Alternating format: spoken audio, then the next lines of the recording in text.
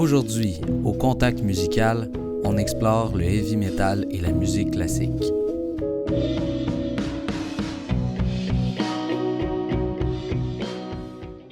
Au dernier épisode, nous avons parlé du blues et de sa forte influence sur les genres musicaux qui suivront.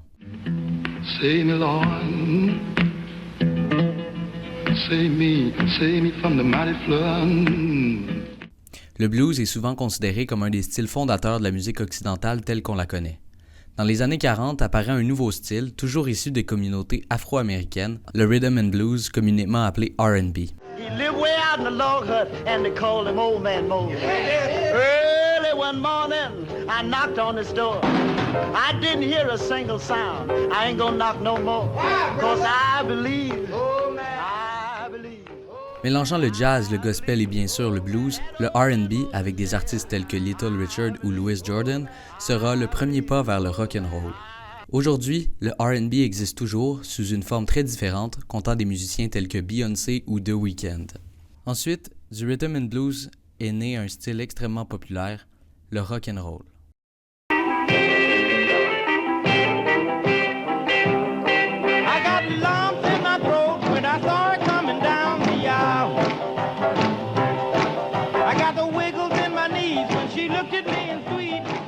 On dit souvent que le rock'n'roll était à la base une fusion entre la musique country et le R&B de l'époque. Des artistes les plus influents des débuts du rock'n'roll figurent Chuck Berry, Little Richard et Buddy Holly, mais bien sûr, Elvis Presley. Ladies and gentlemen, Elvis Presley. Honey, I love you, I know too much.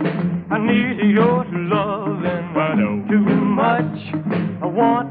Le rock'n'roll a ensuite évolué et s'est séparé de plus en plus du blues traditionnel, mais en continuant d'appliquer plusieurs de ses techniques de base.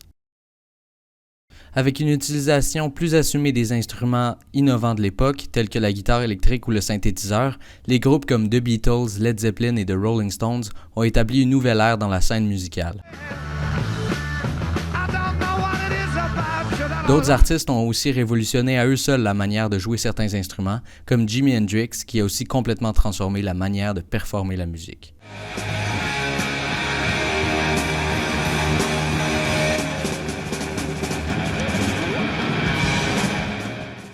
Comme tous les styles populaires, le rock'n'roll s'est ensuite divisé en de multiples sous-genres, comme le garage rock, le grunge et le hard rock. Mais un des sous-genres du rock qui s'est le plus démarqué et qui survit encore aujourd'hui est le heavy metal, dont nous allons parler dans cet épisode.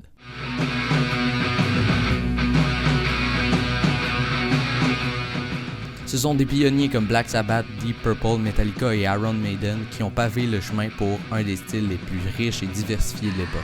Au fur et à mesure que le heavy metal a évolué, il s'est tranquillement séparé de ses racines du rock et est devenu un style certes brut mais aussi très sophistiqué. Le métal survit toujours, bien qu'il soit de moins en moins populaire chez les débutants de la musique.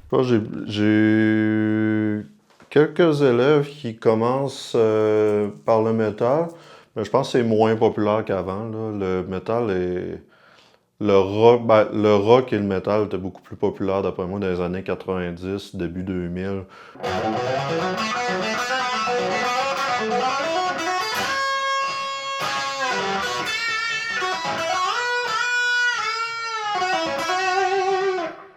Malgré sa baisse en popularité, le métal demeure tout de même une excellente initiation à l'apprentissage de la musique. Ouais, le métal, je dirais, ça a été une porte d'entrée pour la musique, pour la guitare aussi, tous les solos de guitare, les affaires. Il y a beaucoup de trucs comme ça dans le métal qui m'intéressaient, puis ça m'a amené par la suite vers d'autres styles, comme le jazz, le pop, des affaires de même, où est-ce que j'ai découvert beaucoup d'affaires, mais je trouve que ça a été une porte d'entrée vraiment pour la musique, là, pour moi. Là. Passons maintenant au deuxième segment de cet épisode, dans lequel nous explorerons les liens que les musiciens du contact musical ont envers le métal. Au début, c'était AC/DC, puis des tunes de rock, puis même après ça, j'ai commencé à découvrir ça par moi-même. Puis ça me donnait comme un échappatoire au reste du monde.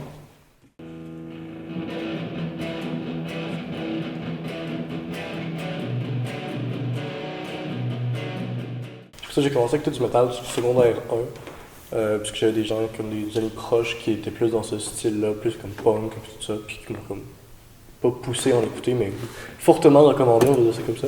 Pour ça, j'ai commencé à aimer ça, puis ça faisait d'autres parallèles avec d'autres loisirs que j'ai autour, comme des jeux de rôle genre Donjons Dragons, puis tout ça, puis je voyais beaucoup de références à ça partout. Puis, dans le fond, comme continuant ma vie, puis mes goûts musicaux, puis les développant en écoutant d'autres styles de métal, d'autres styles de musique en général. Donc, je me suis mis à jouer de la musique un petit peu, comme j'avais déjà parlé dans l'entrevue, j'ai des jeux vidéo, puis tout ça. Puis je me suis mis sur le classique parce que c'est plus libre à l'interprétation. Ben, pas à l'interprétation, dans le sens où c'est vraiment cadré, là, mais au niveau de comment. Les émotions d'ailleurs. C'est pour ça que c'est le programme qui s'appelle, en fond, interprétation classique et non pas jouer de la musique classique. Là. On pourrait penser qu'entre la musique classique que Vladimir joue et le métal qu'il écoute, il n'y a presque pas de lien. C'est pourtant faux. En effet, selon plusieurs, la musique métal s'inspire davantage du classique que du blues.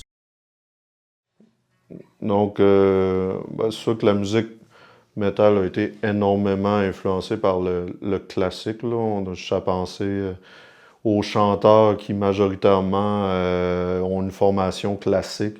On l'entend beaucoup aussi dans le choix des accords au niveau de la composition. On l'entend beaucoup aussi justement dans virtuosité, parce qu'il faut penser que la musique classique, c'était une musique qui était beaucoup virtuose aussi, puis c'était la musique populaire de l'époque. Fait que quand on pense au Paganini, les violonistes de l'époque, c'était un peu les Jimi Hendrix d'aujourd'hui ou tous les shredders d'aujourd'hui. Donc, fait que ça se ressemble beaucoup, là, les deux.